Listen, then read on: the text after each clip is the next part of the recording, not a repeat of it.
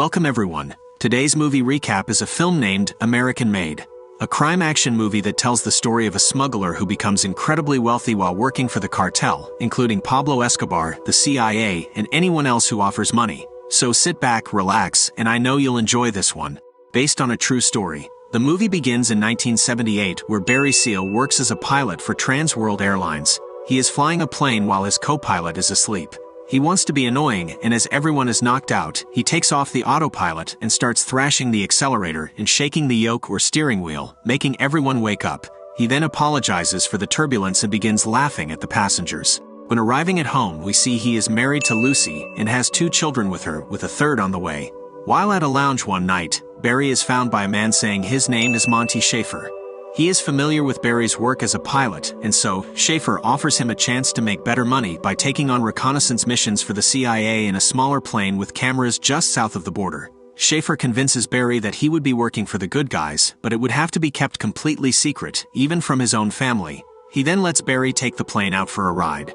As he begins his new job, Barry starts making tapes documenting his travels and exploits. He flies over Guatemala and gets shot at as he flies past and takes photos. Honduras is next, and the same thing happens, but this time his photos taken are so superb the head of the CIA commends the pilot for his skills. El Salvador is the last one, but this time a turret shoots and hits his plane propeller, setting it on fire. He turns off the fire, but the propeller does not turn back on. He manages to fly with one propeller to get himself to safety. Schaefer is so impressed with the photos that Barry brings back to him, that the CIA have assigned Barry with a new task of being a bagman between the CIA and General Manuel Noriega in Panama.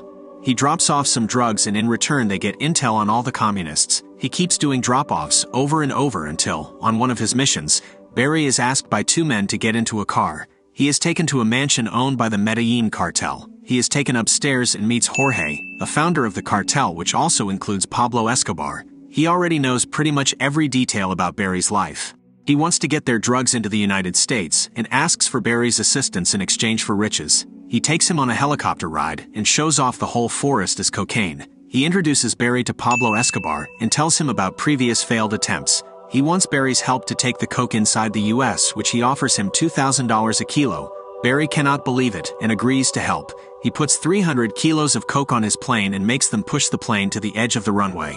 Barry then starts his engines and begins takeoff. The men bet if he's going to crash or not. He pushes his plane to the limit and scrapes the tree line but manages to pull up and continue his flight. He gets back to the US and gets to a desolate location. He opens a secret hatch and starts throwing the coke tied up with life jackets out of it. The men on the ground start picking up the bags and the mission was a success.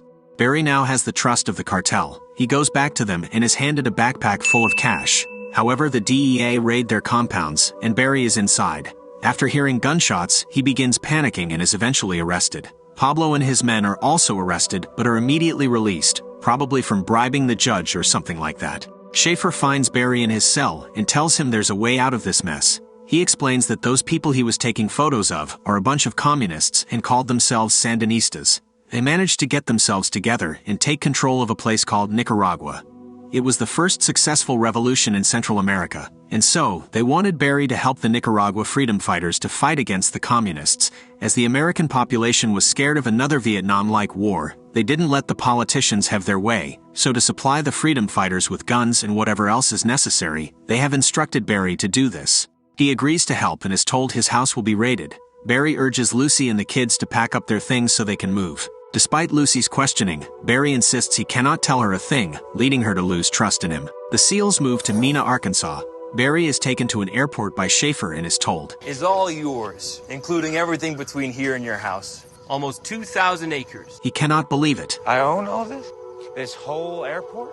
The planes and equipment are also his. He is then given a map that has the locations of each law enforcement agency and where they watch. He now knows exactly how to get around each agency undetected.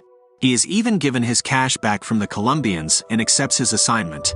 He goes home to his wife who is complaining about there being no washing machine or anything at all. He starts throwing cash around and shows her the bag of money. He mentions that he is working for the CIA. He begins with his first flight to meet with the Contras, but it ends with them robbing his stuff instead of taking the guns. Barry calls Schaefer and tells him they are more interested in his boots than guns. He goes for another meeting, but this time he finds Jorge and is happy to see a familiar face. The cartel then make an agreement with him. Barry loads up the guns in Mina. Using Schaefer's intel, he'd bypass any law enforcement and go to Medellin and hand the guns to the cartel. He then picks up coke, goes to Panama to refill under the protection of his old friend that got a promotion and is a general. He'd get a cut as well. On the way back, he'd dump the coke in the swamps of Louisiana. The operation got so big he needed help. Barry gets 4 other men to help him on his trips when he realizes the workload is too much for one guy to pull off. They fly separate planes on their missions and are all buddies of Barry. Schaefer then asks Barry to bring back some of the Contras to the US for the CIA's newly established training base. They set it up on Barry's land, and upon arrival, some of the men run away. Barry's business grows so much that he gets more guns to send, bring back more people, take photos and get intel while delivering coke on the way. He needs to launder the money, so he starts opening up storefronts and he starts to contribute to the community and provide even more for his family while also shamelessly indulging in his wealth and setting up the entire town with a crazy cash flow. He has so much cash everywhere, he doesn't know what the hell to do with it or hide it. Eventually, the SEALs are visited by Lucy's freeloading brother, JB. Barry is not fond of him, and Lucy tells JB to get a job, so Barry sets him up working at the airport. JB ends up taking some money that Barry was hiding in the hangar, using it to buy himself a new car and to pick up a girl.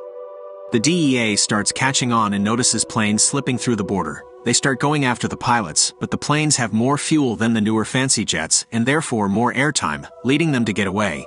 The FBI have also investigated the financials of the entire town of Mina and realizes that money is gushing through it. Back in Mina, Barry is taken by the bank owner and is shown a vault that has been made exclusively for Barry. How about that? The same FBI agent decides to take a tour in Mina. He looks around and sees proper institutes, payphones, and everyone is driving around with damn expensive cars. Later on, while on a mission, Barry is being followed by the DEA and decides to intentionally crash land his plane. He loses a significant amount of coke, but he manages to get away. Meanwhile, the cartel runs into trouble when Pablo Escobar decides to declare war on the government of Colombia. This results in the cartel getting kicked out of Colombia. The only available spot to hand over the coke is Nicaragua. Barry meets with them to sort out the issues. At the same time, JB gets arrested by the sheriff after he is caught carrying a suitcase full of money. After bailing JB out, Barry drives him to a separate car so that he can leave and never return. JB curses Barry and drives away, only to be blown up by a car bomb. Barry didn't put the bomb in though. The cartel found JB to be a loose end and killed him. Barry gets rid of the car by dumping it in the woods. Schaefer meets with the head of the CIA, who tells him he is not happy about how half the guns has ended up with the cartel. He tells him to cancel the operation immediately. Barry and Schaefer meet to discuss what's been going on. Schaefer says the Contras have left since they just weren't interested in fighting. The CIA then gives out burn bags to each member. The instructions are to put anything with the name Barry on it to get rid of it. Barry knows he's being set up and attempts to move the entire stash of guns out of his airport. As he starts loading the items on the truck, the DEA come running in. Drop the box, shithead! Barry puts his hands up and the ATF come barging in as well. Get your guns down! Okay, get down! Barry is so popular the state police and the FBI turn up as well, saying that Barry is theirs to collect. All 4 law enforcement agencies walk Barry into the office of the state attorney general. I'm Dana Sabota, State Attorney General. She is hell-bent on getting Barry locked up with the keys thrown away. She then gets an urgent call from the governor. She clears out the room, and as they all wait outside, Barry offers them a Cadillac for their troubles of bringing him there. I'll get each and every one of you a caddy. They laugh at him, but when Dana Sabota comes out and tells the state trooper to release him, all the agencies complain, but they can't do a damn thing about it.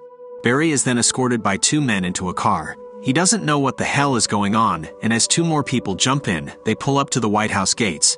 Barry cannot believe what he is seeing, but is sat down inside the White House. He is escorted into a meeting where the head of the DEA wants to end the Medellin cartel, while the colonel wants to prove that the communists in Central America are involved in the drug trade. They then have a private sit-down with Barry, where they tell him to keep dealing with the cartel for the sake of his country. He agrees and begins working for the White House. He has been given the task under Ronald Reagan's administration to gather dirt on the Sandinistas, all of whom are believed to be drug traffickers. They set up cameras in a plane for Barry to get photos as proof, but his co-pilot tells him that if the cartel finds the cameras, they're dead. Barry then starts making his way to the cartel. Once he lands, both him and his co-pilot are scared to death from an army awaiting them on the airstrip. When they lower the gates, they are forced to their knees from the guns being pointed at them. Barry tells them that Pablo Escobar is his friend, but they don't listen. They search the plane while Jorge comes to the scene. Barry relaxes to a familiar face, but Jorge orders the man to kill Barry.